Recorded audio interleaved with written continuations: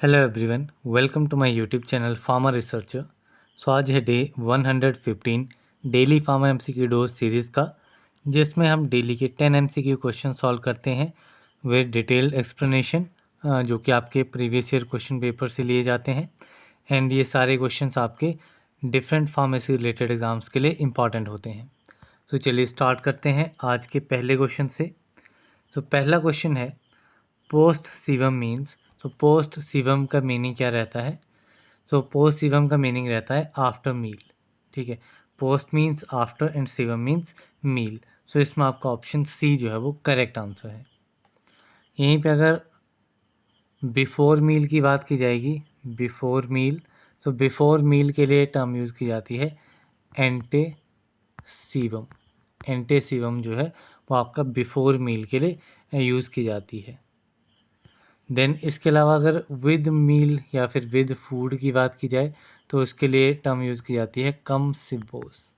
कम सिबोस ये टर्म आपकी with food के लिए यूज़ की जाती है। इसके अलावा अदर ऑप्शंस की बात करूं, जैसे ये आपका आ जाता है एट बेड टाइम। तो एट बेड टाइम के लिए लैटिन टर्म होती है होरा सोमिनी। होरा सोमनी जो है वो आपकी टर्म रहती है एट बेड टाइम के लिए। देन इन मॉर्निंग की बात करूं तो इन मॉर्निंग के लिए MANE मेन टर्म जो है वो यूज़ की जाती है। देन आता है आपका as needed. So as needed के लिए आपकी लैटिन टर्म रहती है प्रोरेनाटा। प्रोरेनाटा, तो ये आपकी इसमें टर्म रहती है। सो अभी देखते हैं हम next question. So next question है a powder of which all particles pass through sieve number 120 is said to be. तो ऐसा पाउडर जिसमें से सारे पार्टिकल्स जो हैं वो सीव नंबर 120 से पास हो जाते हैं, उस पाउडर को किस कैटेगरी में इंक्लूड किया जाता है? तो these powders are known as very fine powders. तो इसमें आपका ऑप्शन डी जो है वो करेक्ट आंसर है। यहीं पे अगर मैं मॉडरेटली कोर्स पाउडर की बात करूं तो मॉडरेटली कोर्स में क्या रहता है, तो इसमें सीव नंबर 22 से कम्प्लीटली पास हो जाते हैं। ठीक है, सीव नंबर 22 से पार्टिकल्स जो हैं सारे पार्टिकल्स कम्प्लीटली पास हो जाते हैं। एंड सीव नंबर 60 से ओनली 40%, ठीक है, लेस देन 40% पार्टिकल्स पास होते हैं। तो इसमें आपको दो सीव नंबर याद रखने हैं मॉडरेटली कोर्स पाउडर के लिए। 22 से completely pass and less than 40% जो है वो आपके सी नंबर 60 से पास होते हैं। देन बात करूँ मॉडरेटली फाइन पाउडर की, तो मॉडरेटली फाइन में क्या रहता है, इसमें आपका सीव नंबर 44 से कम्प्लीटली पास हो जाते हैं एंड सीव नंबर 85 से जो है वो आपके लेस देन 40% पार्टिकल्स पास होते हैं। देन नेक्स्ट है इसमें fine powders. So fine powders में क्या रहता है, इसमें 85 सीव नंबर से कम्प्लीटली पास हो जाते हैं एंड 120 सीव नंबर से लेस देन 40% पार्टिकल्स जो हैं वो पास होते हैं। सो उनको कैटेगराइज किया जाता है एज फाइन पाउडर। सो अभी देखते हैं नेक्स्ट क्वेश्चन। नेक्स्ट क्वेश्चन है the site of high ceiling diuretics is. तो हाई सीलिंग डायूरेटिक्स के लिए कौन सी साइट जो है वो रहती है, साइट ऑफ एक्शन कौन सी रहती है? तो हाई सीलिंग डायूरेटिक्स की बात करूं तो इसमें आपके फिरोसेमाइड आ जाएगा। ठीक है, फिरोसेमाइड, ब्यूमेटानाइड एंड टोरासेमाइड। तो ये आपके हाई सीलिंग डायूरेटिक्स रहते हैं एंड ये आपके ascending limb of loop of Henle पे एक्ट करते हैं। सो इसमें आपका ऑप्शन बी जो है वो करेक्ट आंसर रहेगा। बाकी हाई सीलिंग डायूरेटिक्स जो हैं वो आपके सोडियम पोटेशियम क्लोराइड इनहिबिटर्स होते हैं। ठीक है, ये आपका एक को ट्रांसपोर्टर चैनल होता है एंड इसी का इनहिबिट किया जाता है हाई सीलिंग डायूरेटिक्स के थ्रू। इसके अलावा थायाजाइड डायूरेटिक्स की बात करूं तो जो आपके थायाजाइड डायूरेटिक्स होते हैं जो कि आपके सोडियम क्लोराइड सिम्पोर्टर चैनल को इनहिबिट करते हैं, ये आपके अर्ली डिस्टल ट्यूबुलर सेल, ठीक है, अर्ली, ठीक है, किसको, अर्ली डिस्टल ट्यूबुलर सेल को, सेल पे एक्ट करते हैं। एंड इसमें आपके एग्जांपल्स आ जाते हैं हाइड्रोक्लोरथायाजाइड, बेंजथायाजाइड, हाइड्रोफ्लू मेथायाजाइड। तो ये डिफरेंट इसमें एग्जांपल्स आपके रहेंगे। देन आपके पोटेशियम स्पेयरिंग डायूरेटिक्स की बात करूं तो पोटेशियम स्पेयरिंग डायूरेटिक्स जो है वो आपके लेट डिस्टल ट्यूब्यूल पे काम करते हैं। ठीक, इस पे लेट डिस्टल ट्यूब्यूल या फिर कलेक्टिंग डक्ट सेल पे ये काम करते हैं। एंड इसमें आपके एग्जांपल आ जाते हैं स्पाइरोनोलेक्टोन एंड एप्लेरेनोन। तो ये आपके पोटेशियम स्पेयरिंग डायरेटिक्स होते हैं, spironolactone and eplerenone. Then next question है drugs which is use in both diabetes mellitus and diabetes insipidus. तो diabetes mellitus and diabetes insipidus में इन दोनों कंडीशन में कौन सा ड्रग जो है वो यूज़ किया जाता है। तो इसमें आपका क्लोरप्रोपामाइड जो है ये ड्रग आपका डायबिटीज़ इंसिपिडस में भी यूज़ होता है एंड डायबिटीज़ मेलाइटस में भी ये यूज़ किया जाता है। एंड ये आपका सल्फोनिल यूरिया कैटेगरी में आता है। It comes under sulphonyl urea category. तो अब इसमें क्या रहता है, जो भी आपके एंटी डायरेटिक ड्रग्स रहते हैं, एंटी डायरेटिक्स, ठीक है। सो एंटी डायरेटिक्स वो ड्रग्स होते हैं जो कि आपके यूरिन वॉल्यूम को, ठीक है, किसको करते हैं, यूरिन वॉल्यूम को रिड्यूस करते हैं, पर्टिकुलरली डायबिटीज़ इंसिपिडस में, जो कि एक प्राइमरी इंडिकेशन रहती है। अब डायबिटीज़ इंसिपिडस में डिफरेंट डिफरेंट ड्रग्स आपके यूज़ होते हैं। आपका एंटी डायरेटिक हार्मोन यूज़ किया जाता है, बेसोप्रेसिन, देन डेस्मोप्रेसिन, देन लिप्रेसिन। तो ये आपके different anti diuretic hormone and कुछ अदर ड्रग्स जो हैं वो इसमें यूज़ होते हैं। इसके अलावा इसमें आपके थायाजाइड डायरेटिक्स का भी यूज़ किया जाता है डायबिटीज़ इंसिपिडस में, एंड अमाइलोराइड का, ठीक है, एंड अमाइलोराइड। इसके अलावा कुछ मिसलिनियस ड्रग्स आते हैं इसमें, जैसे कि इंडोमेथासिन हो गया, ठीक है, इंडोमेथासिन हो गया, क्लोरप्रोपामाइड हो गया, या फिर कार्बामाज़ेपिन आ गया, ठीक है, या फिर कार्बामाज़ेपिन हो गया, ठीक है। सो ये डिफरेंट ड्रग्स आपके जो हैं वो यूज़ किए जाते हैं डायबिटीज़ इंसिपिडस में। एंड इसी में जो क्लोरप्रोपामाइड है वो आपका डायबिटीज़ मेलाइटस में भी यूज़ किया जाता है। तो अभी चलते हैं नेक्स्ट क्वेश्चन की तरफ। नेक्स्ट क्वेश्चन है terpenoids and carotenoids are synthesize from. तो टर्पेनॉइड्स एंड कैरोटिनॉइड्स कहाँ से सिंथेसाइज होते हैं? So these are synthesized from the mevalonic acid pathway. ठीक है, किस पाथवे से सिंथेसाइज होते हैं? मेवेलॉनिक एसिड पाथवे से। कौन कौन से कंपाउंड्स? एक तो टर्पेनॉइड्स एंड कैरोटिनॉइड्स। इसके अलावा कुछ अदर पाथवेज की बात करूं, जैसे कि आपका शिकेमिक एसिड पाथवे आ जाता है, ठीक है, शिकेमिक एसिड पाथवे। इसमें आपके डिफरेंट अमाइनो एसिड्स फॉर्म होते हैं, जैसे कि ट्रिप्टोफैन हो गया, ठीक है, ट्रिप्टोफैन आपका इसी में सिंथेसाइज होता है। फिनाइल एलेनिन हो गया, ठीक है, फिनाइल एलेनिन हो गया, या फिर टायरोसिन हो गया। मीन्स जो भी आपके एरोमेटिक अमाइनो एसिड्स हैं वो आपके शिकेमिक एसिड पाथवे से सिंथेसाइज होते हैं।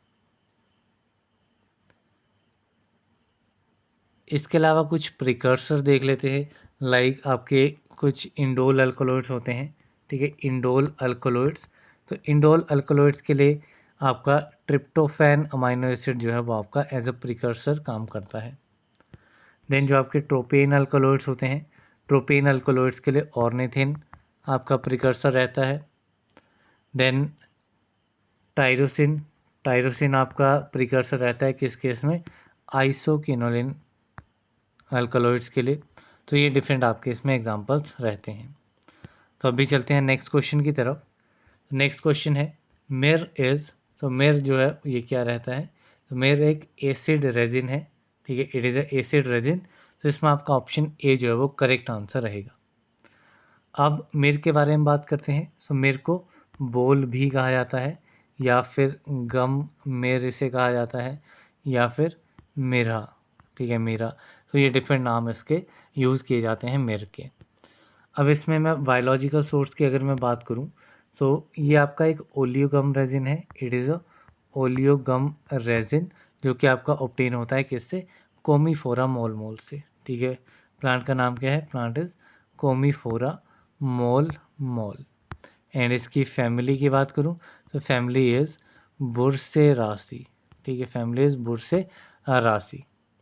देन इसमें केमिकल कंस्टेंट की बात करूं, सो एक तो ये ओलियोगम रेजिन है, तो इसमें ऑयल गम एंड रेजिन रहेगा। सो इसमें आपका वॉलेटाइल ऑयल रहता है, जो कि आपका 10% अमाउंट में रहेगा। गम इसमें प्रेजेंट होती है, जो कि आपकी 60% क्वांटिटी रहती है। रेजिन इसमें प्रेजेंट होता है जो कि 25 to 40% क्वांटिटी में रहता है।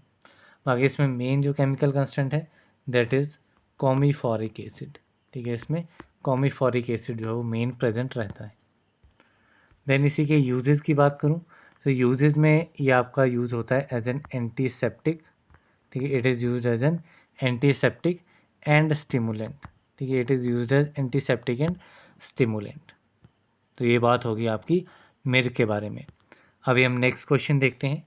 तो नेक्स्ट क्वेश्चन है one of the following vitamin is synthesize by bacteria in the intestine, ठीक है, इनमें से कौन सा विटामिन जो है वो सिंथेसाइज होता है बाय द बैक्टीरिया एंड कहाँ पे सिंथेसाइज होता है, इंटेस्टाइन में।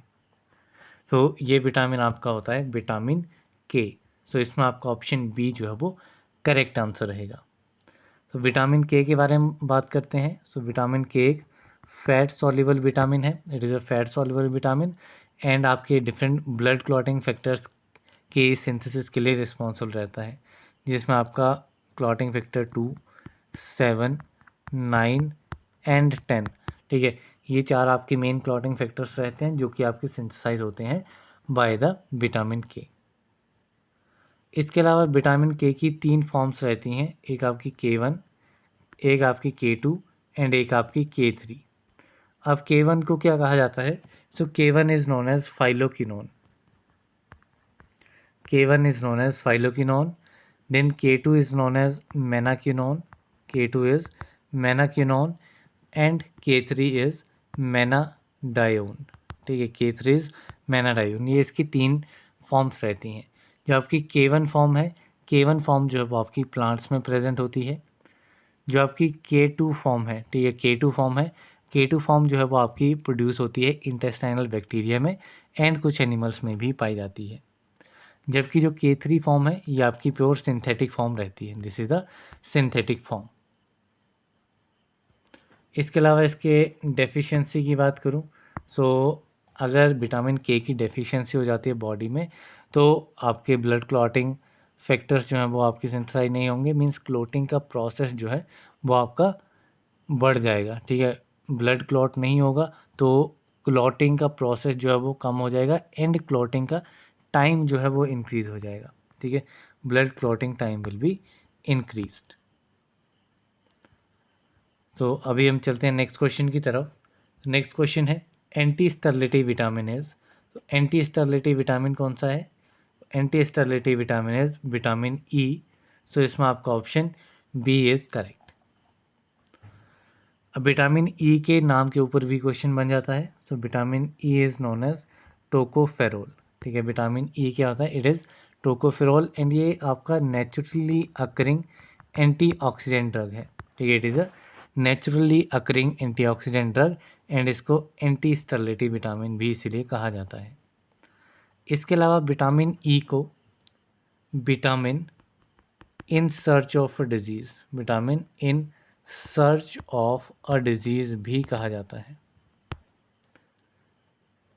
बाकी इसकी जो मोस्ट एक्टिव फॉर्म है वो आपकी रहती है अल्फ़ा टोकोफेरोल, ठीक है, most active form is alpha tocopherol and daily consumption जो है वो इसकी रहती है 10 mg, जो कि आपकी 15 इंटरनेशनल यूनिट के इक्विवेलेंट रहती है मैन में, ठीक है, मैंस में 15 international unit 10 mg and alpha tocopherol की 8 mg, ठीक है, कितनी 8 mg that is 12 international unit, ये आपकी रहती है वीमेन में, ये नॉर्मली रिकमेंड की जाती है। बाकी इसकी डेफिशिएंसी की बात करूं तो इसकी डेफिशिएंसी से आपकी स्टरलिटी कंडीशन जो है वो अराइज हो जाती है, स्टरलिटी। सो ये आपकी डिफरेंट कंडीशंस रहती हैं। अभी चलते हैं नेक्स्ट क्वेश्चन की तरफ। सो नेक्स्ट क्वेश्चन है अ ट्रांसपेरेंट और translucent semi solid preparation for external uses. So transparent या फिर ट्रांसल्यूसेंट सेमी सॉलिड प्रिपरेशन है एक्सटर्नल यूज़ के लिए, तो ये आपकी कहलाती है जेलीज। तो इसमें आपका ऑप्शन डी जो है वो करेक्ट आंसर है। इसके अलावा अदर ऑप्शंस की बात करूं जैसे कि आपका पेस्ट हो गया, तो पेस्ट भी आपकी जो है वो सेमी सॉलिड प्रिपरेशन ही है, लेकिन इसको इंटेंड किया जाता है फॉर एक्सटर्नल एप्लीकेशन, ठीक है, एक्सटर्नल एप्लीकेशन के लिए इसका भी यूज़ किया जाता है टू द स्किन के ऊपर एक्सटर्नली अप्लाई की जाती है एंड ये जनरली काफ़ी थिक एंड स्टिफ होती हैं, ठीक है। इसके अलावा अगर मैं क्रीम्स की बात करूं, सो जो आपकी क्रीम्स होती हैं ये भी आपकी सेमी सॉलिड प्रिपरेशंस हैं, ठीक है। एंड इसमें एक या एक से ज़्यादा सब्सटेंसेस जो हैं उनको डिज़ोल्व या डिस्पर्स किया जाता है एक सूटेबल मीडियम में। एंड क्रीम्स जो हैं वो बेसिकली आपकी इमल्शन की एक फॉर्म रहती हैं। देन बात करूँ लोशंस की, सो लोशंस क्या रहते हैं, तो ये आपके एक्वस या फिर अल्कोहलिक सॉल्यूशंस होते हैं या सस्पेंशन होती हैं इन एक्वस मीडिया, जिनको बॉडी पे अप्लाई किया जाता है, ब्रोकन स्किन के ऊपर अप्लाई किया जाता है विदाउट रबिंग, ठीक है। कैसे? विदाउट रबिंग जो है वो इन्हें अप्लाई किया जाता है with the help of absorbent material, ठीक है। किसकी हेल्प से? अब्जॉर्बेंट मटेरियल की हेल्प से। तो ये आपकी डिफरेंट डेफिनेशंस हो गई। अभी चलते हैं नेक्स्ट क्वेश्चन की तरफ। सो नेक्स्ट क्वेश्चन है Simeco is a combination anti acid containing. तो सिमैको एक कम्बिनेशन एंटी एसिड है एंड इसमें क्या क्या चीज़ें कंटेन की जाती हैं। So it contains aluminium hydroxide, magnesium carbonate, codried gel and magnesium hydroxide and dimethicone. तो ये इसमें कंपोजिशन रहती है, इन दोनों चीज़ों से मिलकर के बना होता है आपका Simeco which is a combination anti acid.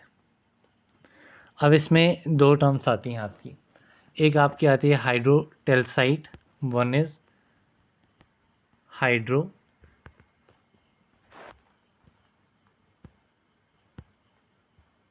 One is hydrotalcite one is hydrotalcite जो कि आपकी रहती है aluminium hydroxide and magnesium carbonate. ये फर्स्ट टर्म है, ये आपकी रहती है एल्युमिनियम हाइड्रोक्साइड मैग्नीशियम कार्बोनेट, जिसको कहा जाता है हाइड्रोटेल्साइड।